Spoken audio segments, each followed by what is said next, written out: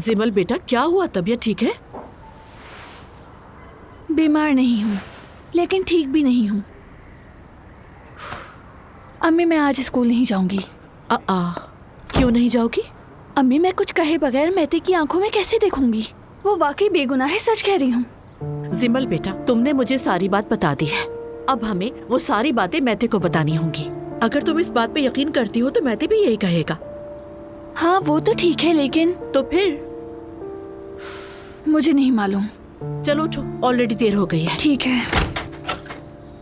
यहाँ क्या हो रहा है भाई? दरवाजा बंद करके आखिर आ गई हमारी डिटेक्टिव नानी। अच्छा, तो यहाँ कुछ बात हो रही है और मुझे नहीं बताया जा रहा। मम्मी प्लीज सुबह सुबह शुरू ना हो जाइएगा। कुछ भी नहीं है, हम किसी स्टूडेंट के बारे में डिस्कस कर रहे थे जो कि स्कूल में नहीं कर सकते थे। हैप्पी, पूछ के गलती कर दी भाई।